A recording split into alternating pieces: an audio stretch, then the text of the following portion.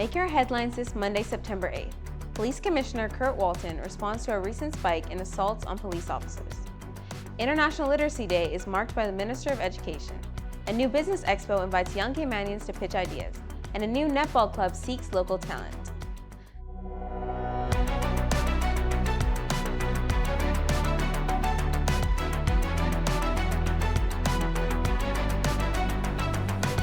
Good evening and welcome to CIGtv News, the official source for the latest and most accurate government information. I'm Naya Roberts.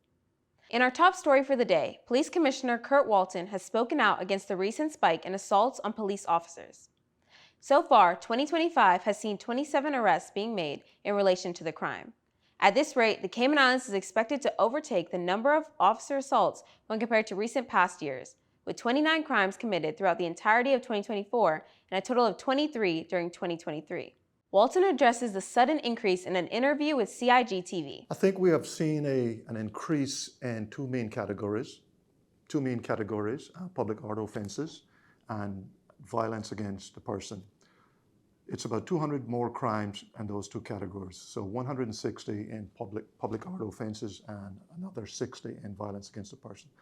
Both of those categories of crimes normally will find yourself as an officer attending have some sort of hostile environment. So generally speaking, officers are already going into some sort of hostility and need to de-escalate that situation. More often than not, it's de-escalated, but there are unfortunately times where individuals are not being compliant and we find ourselves having to make an arrest. The latest officer assault took place on the 4th of September, with officers receiving a report that a stolen vehicle had been spotted at an address in Belford Estates area of Bodden Town, along with a man who was wanted in relation to theft as well as a prior matter. Officers attending the location confronted the man, who violently resisted officers' attempts to arrest him. A struggle then ensued. The man drew a knife on the officers, at which time the officers deployed a taser. The man, aged 50, who was residing in Georgetown, has subsequently been arrested. Mr. Walton has urged the public to comply, don't resist, and don't incite violence when an officer comes on the scene. The reality is that we are a profession that is constantly under the limelight. I would say to the public, we are a good police service. We want to be a great police service. We have a good track record as far as detection. We're currently on a 49% detection rate for overall crime in 2024. Since 2017, we are currently at an 85% detection rate of all murders in the Cayman Islands. There are some really dangerous people at Northwood Prison, murderers, sexual and violent offenders, farm offenders, burglars, robbers, all because of our investigators. And that is all down to good policing techniques, good policing investigative skills. So you have a good police service. And I would implore on the public to trust your police service. We do have our flaws, I agree, we have our flaws, but we're not inept. Do we want to do better? 100%. We need your support from the community to give us the support that is certainly needed in helping us keep our community safe. International Literacy Day is upon us. The globally observed day, declared by UNESCO, has been annually recognized on the 8th of September since 1967. It's estimated that 739 million young people and adults lack basic literary skills worldwide.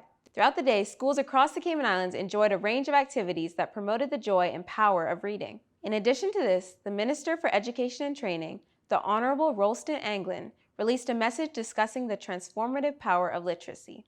Literacy is more than reading and writing. It is the foundation of learning, opportunity, and a brighter future for all of us. This year's theme, Promoting Literacy in the Digital Era, reminds us that while technology transforms how we learn, literacy remains at the core. We are proud of the strides we have made, from providing access to thousands of ebooks in our public libraries to strengthening literacy programs in schools across our islands. But literacy starts long before technology, with parents reading to children, teachers inspiring curiosity, and communities believing in the power of education.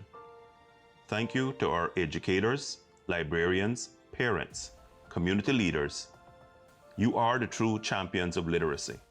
Do you want to be the next Warren Buffett? Then you might want to consider pitching your business idea at the Cayman Islands Center for Business Development's Young Pitch Competition. Open to Caymanians aged between 14 to 24, those who enter are encouraged to submit ideas surrounding helping people and strengthening the Cayman Islands economy, as well as aligning with at least one of the United Nations Sustainable Development Goals. All entries will be judged on the following criteria: understanding of the market, evidence of potential success, strength of the management team, ability to compete on technology and quality, not price, clear and effective communication, knowledge of market trends, ability to adapt, and finally, sustaining a competitive edge, which will be held at the Hotel Indigo under the theme, Our Island, Our Future.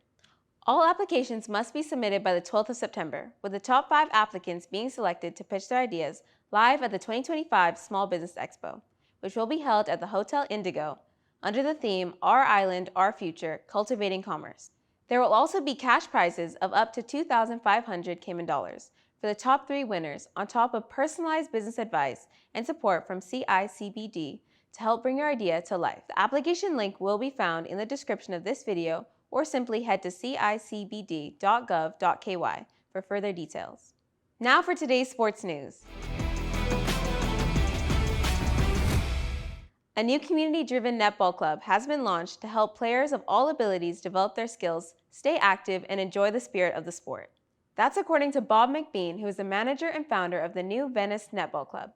Inspired by his wife's passion for the sport, McBean believes the pastime is a great space for females to thrive, connect, and grow together. With this in mind, he found this to be the perfect foundation to build a new club that could offer opportunities not only for players, but for families and supporters too. The Venus manager spoke to CIGtv about why netball plays such a big part in the lives of so many young girls. Netball gives young girls a sense of belonging and empowerment. It teaches them about leadership, resilience, and collaboration at a critical stage in their development. Many young players find lifelong friends, mentors, and role models through netball. Beyond the game itself, it provides a safe space where players can build confidence and witness the value of teamwork and determination in action. In its first year of establishment, the club is aiming to form at least 2 teams, one for senior players and one for beginners and intermediate players. From this, they hope to expand into junior groups. If you fancy getting involved or want to find out more, you can do so by reaching out to Mr. Bob McBean at venus.netballclub345@gmail.com or call 923-2935 or visit the Truman Bodden Sports Complex on Mondays and Wednesdays at 7:30 p.m.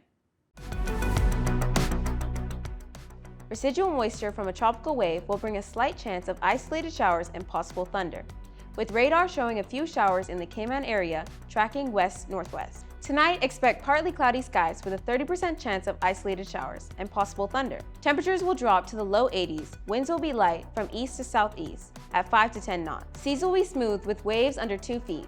Similar calm conditions are expected throughout the next few days, with light winds and smooth seas continuing. For local weather updates, be sure to visit the Cayman Islands National Weather Service website, weather.gov.ky, and follow their Facebook page for the most reliable coverage. If you're watching us on the CIG YouTube channel, don't forget to like, share, and subscribe to stay informed with the facts straight from the source. That's all for today's news brief. I'm Naya Roberts. Have a great week.